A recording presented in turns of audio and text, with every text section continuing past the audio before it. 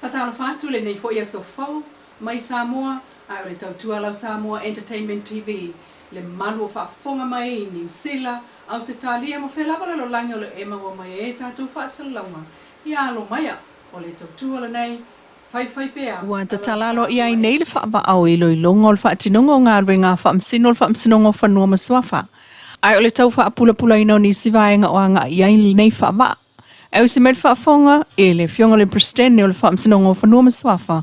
Le fionga le sa te le rapi wa ai mal saunua ngā wha tau i lea fo i la sanga. Mai le wha msinonga i muli nuu i lea so tofi o le vai so nei lua sifulu o mati. Mata i tuina i ngā luenga whaatino o whaamsino. I whaamsino o whanua mswafa. I ave ese ai a whaina wha. Tausanga luoru o tolu, ina o mo'omea le tofi eino ni le stene langolango. Tau mai tau ina ai le aini taiala mo ia tofenga. E pei are li mai o le whamasino a te leronga ngā waa ma songa mili preste i o le whamasino o ina e tofia. O lea la sa tāna i loa i komisi se i whain taiala e tofia eni te le stene na ngāna. Pātasi ma le tala noaina o i nā tou ua agia le ono sumatani kausanga. A te mo'omia le whaopopo ni tausanga auna. O lea lana a matai loa o na whaifuafuanga mo le whaavaa lea o tātou talanoa i tātou nei.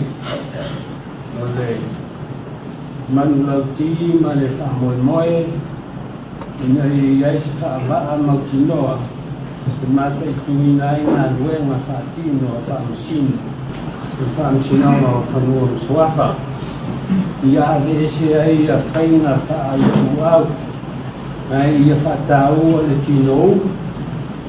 Songa ma whamaoni whatinoi no tute a le whaamasino.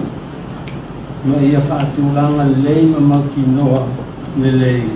Whaamasino e sili o nanga waa e whiwhiria pe si tia tūlanga.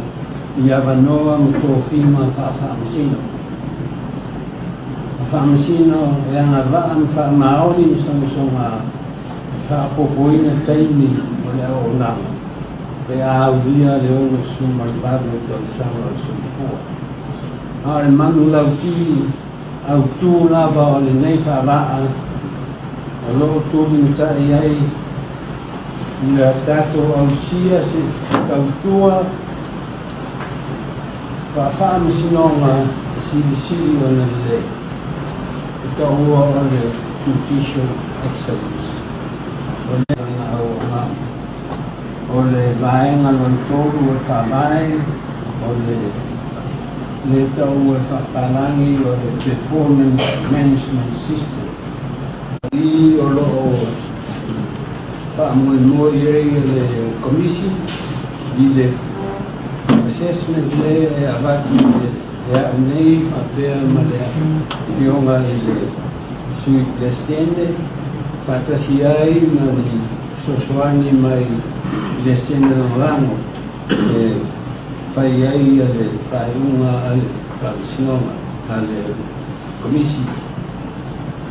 O le palka, o le vaenga 5 miliona o lo tala noa i le sitia i tūlanga o tōwhinga o promotion.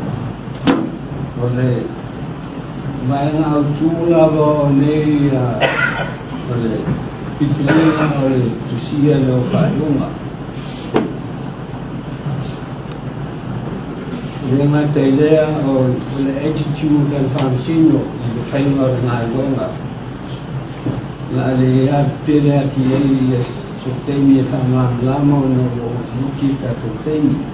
A le vaenga 5 miliona pe o no talanoa, e talanoa atu rea i le siti o tūlanga o whamasino, a pere i toi whapopo temi e au nai.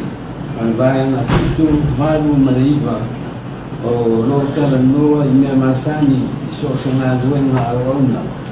Tai whei o le confidentiality o impoti o whamsino, o le lulua le iloilonga, ko le review le o tātou whamaa, ia male lontolu, o loo tana noa i whaitionga i whaasanga mai i whamsino. Ia, o sia au whapopopopo atu lea o loo amanoa ia tātou whamaa i le Samoa, ma le whaperutania whaatai. O le tulafono toi teuteu whamsinongo whanua masuafa leisi leo teuteu ngol whaavai o Samoa na pasi ai i le palemene ia na whon tangata luai nei. O whaafetaia pea e ainga i le pitanu o maunga i sawa i le atua.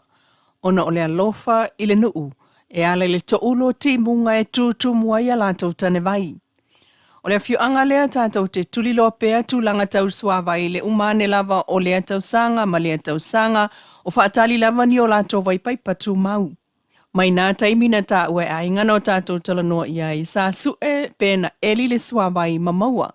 Peita ina toe molo awa lava le nā vai whapea na maua ifo le manawa o le ele ele.